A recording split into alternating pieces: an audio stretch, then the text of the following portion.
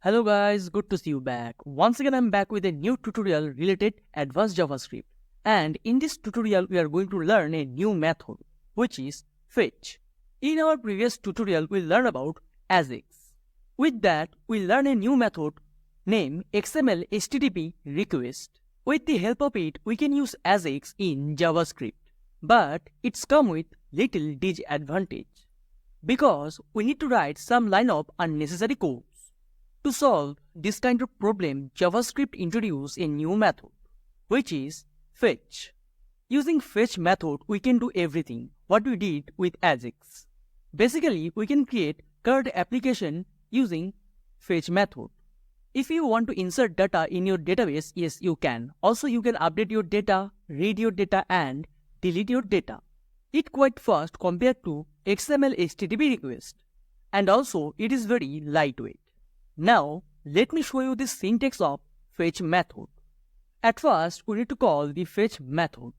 Fetch, round braces and semicolon to end this line. Then, if you want to read a file from the server, in that case, you need to provide the file path, otherwise URL. And it could be any file. It may be a text file, JSON file, PHP file, any server-side file. And this fetch method return a promise. And as we know, whenever we return a promise, it could be successful, otherwise failed.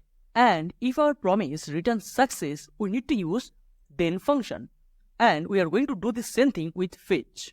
And as you know, using then function, we can do our further work. But here we use then function to print the data in our document. Because this then function also return a promise.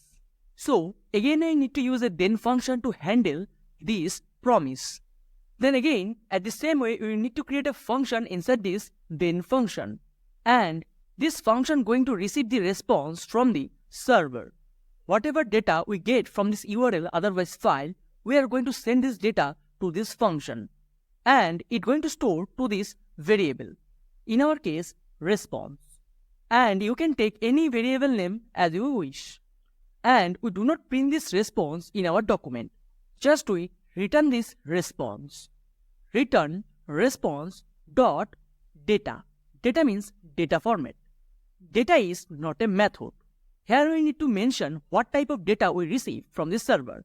Text data, otherwise JSON data. And after receive the data, we need to send the data in another then function. And we can handle it like that. Dot, again we need to call then function, then inside the then function result. So this is our first then function and this is our second then function. So as I told you, our first then function also return a promise and we need to handle this promise with another then function. And here we take a variable name result. Now we can use the final result which I got from this server. We can use it anywhere. If you want to use it with console, yes, you can. Also you can print in your document. So this is the success part of promise. And as you know, with promise, we can also handle the failed part. To handle the error part, we need to use catch function. So this is how, at the same way, we can use catch function to handle the error and print error message. Last, we need to use catch function. Then we need to create a function and we need to take a variable. And this variable is going to store the error message. And we can print the error message in our console, otherwise document. So this is how our fetch API, otherwise fetch method work. But remember, to run a fetch method, you need to use live server. Live server is very important to run fetch method. If you install XAMPP or WAMP live server, then it's okay. But if you don't have live servers, then you can install live server extension. In our case, I'm going to use Visual Studio Code Editor.